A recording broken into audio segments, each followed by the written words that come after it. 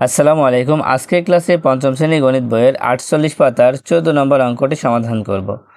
তো নিচে একটি আয়তাকার মেঝের ছবি দেওয়া আছে। কোনো খালি জায়গা না রেখে আমরা মেঝেতে বর্গাকার কার্পেট বসাতে চাই। দেখো, এই নিচে একটি আয়তাকার মেঝের ছবি দেওয়া আছে। তো এই মেঝেতে এখন কার্পেট বসাতে হবে। তো কার্পেটটা কেমন হবে? বর্গাকার হবে। বর্গাকার কার্পেট আমরা এমনভাবে বসাবো যেন কোনো জায়গা খালি না থাকে। হ্যাঁ, কোনো জায়গা যাতে খালি না থাকে। এখন ১ নম্বরে যে প্রশ্নটা আছে, মেঝেতে বসানো যাবে এমন বৃহত্তম কার্পেটের এক বাহুর দৈর্ঘ্য নির্ণয় করো। এই মেঝেতে আমরা সবথেকে বৃহত্তম মানে বড় কার্পেটের দৈর্ঘ্য বসাবো, সবথেকে বড়। তো এখানে দেখো, এই বৃহত্তম কথা থাকার কারণে আমাদের এখানে এই অঙ্কটা করতে হবে গসাগু। তোমরা তো আগেই জানো, বড় বোঝালে গসাগু করতে হয়। এই শব্দটার কারণে এটা কি করবা? গসাগু করবা।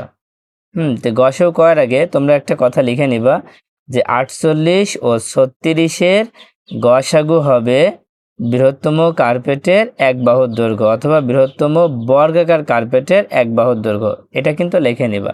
তো এটা না লিখলেও কোনো অসুবিধা নেই, তোমরা ডাইরেক্ট গসাগু করে দিবা। তো দেখো এখন আমি কিভাবে করব। তো তোমরা প্রথমেই লিখে নিবা যে ৪৮ ও ৩৬-এর গসাগু হবে বৃহত্তম বর্গাকার কার্পেটের এক বাহুর দৈর্ঘ্য। দেখো, গসাগু আমরা কয়েকটা নিয়মে শিখেছি। তোমরা এটাকে চাইলে গুণনীয়কের সাহায্যে করতে পারো, আবার ইউক্লিডীয় পদ্ধতিতেও করতে পারো। তো প্রথমে আমরা এই ৪৮ আর ৩৬ নিচে লিখে নিলাম।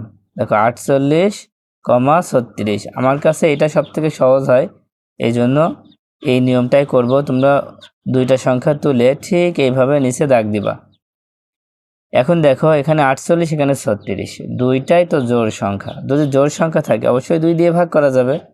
২ দিয়ে ৪৮-কে ভাগ করলে দেখো, ২ দিয়ে ৪-কে ভাগ করো, ২ দুখানি ৪, ২ দিয়ে ৮-কে ভাগ করো, ৪ দুখানি ৮, ২৪ হচ্ছে। ২ দিয়ে ৩৬-কে ভাগ করলে ১৮ দুখানি ৩৬। না পারলে ভাগ করে নিবা পাশে, তাহলে আরও সহজ হবে। দেখো, আবার ২৪ আর ১৮ আছে, এই দুইটাই জোড় সংখ্যা। জোড় সংখ্যা মানে ২ দিয়ে ভাগ করা যাচ্ছে। ২ দিয়ে ২৪-কে ভাগ করো, ১২ দুখানি ২৪। ২ দিয়ে ১৮-কে ভাগ করলে ৯ দুখানি ১৮। ১২ এবং ৯-কে ৩ দিয়ে ভাগ করা যাচ্ছে, ৩ দিয়ে ভাগ করে ফেলো। দেখো, ৩ ৪-এ ১২, ৩ তিরিখে ৯। এখন ৪ এবং ৩-কে আর কোনো সংখ্যা দিয়ে ভাগ করা যাচ্ছে না। তো এবার লিখবা, অতএব ৪৮ ও ৩৬-এর গসাগু। তো গসাগু কিভাবে করবা? দেখো, আমরা শুধুমাত্র যে সংখ্যাগুলো দিয়ে ভাগ করলাম, এই ৩টা সংখ্যা ছাড়া কোনো সংখ্যা নিব না। দেখো, ২ ২ ৩, ২ গুণ ২ গুণ ৩। এবার গুণ করে ফেলো, ২ দুখানি ৪, ৪-এর সাথে ৩ গুণ করলে ৩ ৪-এ ১২। তার মানে আমাদের যে বৃহত্তম কার্পেটের দৈর্ঘ্য হবে ১২। এখানে দেখো পাশে কি দেওয়া আছে? পাশে দেওয়া আছে মিটার, তাই পাশে মিটার লিখে দেব। তাই লিখবো, অতএব বর্গাকার বৃহত্তম কার্পেটের দৈর্ঘ্য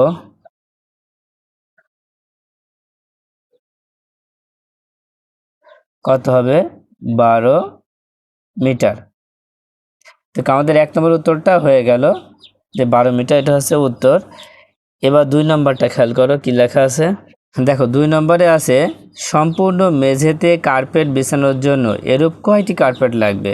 তোমরা এখানে যে আয়তাকার মেঝে দেখতে পাচ্ছ, এই মেঝেতে যদি আমরা কার্পেট বিছাতে চাই, এই মেঝেতে যদি সম্পূর্ণ কার্পেট বিছাতে চাই, তাহলে আমাদের কয়টি কার্পেট লাগবে? কয়টি কার্পেট লাগবে সেটা বের করার জন্য কি করতে হবে? প্রথমে আমাদের বের করতে হবে এই যে এখানে যে আয়তাকার মেঝে আছে, এই মেঝের ক্ষেত্রফল বের করতে হবে। যেহেতু এটা আয়তাকার মেঝের ক্ষেত্রফল, সেই জন্য এই ৪৮ আর এই ৩৬ গুণ করতে হবে, তাহলে মেঝের ক্ষেত্রফল বের হয়ে যাবে। তারপরে আমাদের আবার কার্পেটের এক বাহুর দৈর্ঘ্য তো আমরা পেয়েছি ১২, তার মানে কার্পেটেরও ক্ষেত্রফল বের করব। প্রথমে বের করব মেঝের ক্ষেত্রফল, তারপরে বের করব এই বৃহত্তম কার্পেটের ক্ষেত্রফল। বের করার পরে এই ক্ষেত্রফলকে আমরা এই ক্ষেত্রফল দিয়ে ভাগ করলে উত্তরটা হয়ে যাবে। ঠিক আছে? তাহলে প্রথমে আমরা লিখে নিব, ২ নম্বর দিয়ে লিখে নিব সম্পূর্ণ মেঝের ক্ষেত্রফল যেহেতু ক্ষেত্রফলটা ছিল কি আয়তকার, সেই জন্য ক্ষেত্রফলের সূত্র হচ্ছে দৈর্ঘ্য গুণ প্রস্থ। দৈর্ঘ্য গুণ প্রস্থ। দেখো এখানে যে দুইটা মান দেওয়া আছে, এই 48 মিটার, দেখো এই সাইডটা বড়, এই বড়টাকে আমরা কি বলবো? দৈর্ঘ্য বলবো। এটা কি দৈর্ঘ্য হবে, আর এই ছোটটাকে বলা হবে কি প্রস্থ। তার মানে দৈর্ঘ্য 48 মিটার, প্রস্থ 36 মিটার। আচ্ছা আমরা পাশেই গুণ করে দিই, দেখি কত হয়। 48 আর 36 যদি গুণ করা হয়, 6টা 48-এর 8, হাতে থেকে 4, 4 ছক 24 আর 28। এবার 3 দিয়ে যখন গুণ করব তখন আগে একটা শূন্য দিব। 3 8-এ 24, 3 4-এ 12 আর 2 হচ্ছে 14। 8 8 4 12, 2 হাতে 1, 4 1 4 1 5 আর 2 7 আর 1 বসায় দাও। কত হচ্ছে? 1728 হচ্ছে। তার মানে 48 আর 36 গুণ করলে হবে 1728 বর্গ মিটার। এবার কি করবা? দেখো সম্পূর্ণ মেঝের ক্ষেত্রফল বের হয়ে গিয়েছে। এবার আমরা লিখব অতএব বর্গাকার বৃহত্তম কার্পেটের ক্ষেত্রফল। কার্পেটের ক্ষেত্রফল।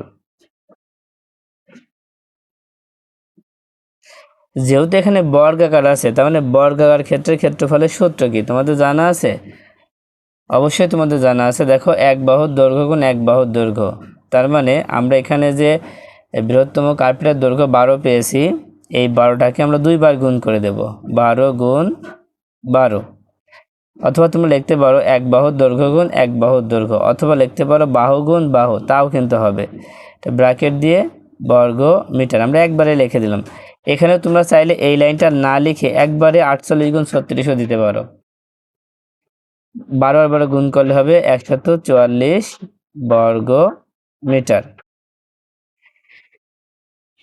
দেখো আমাদের দুইটারই ক্ষেত্রফল বের হয়ে গিয়েছে।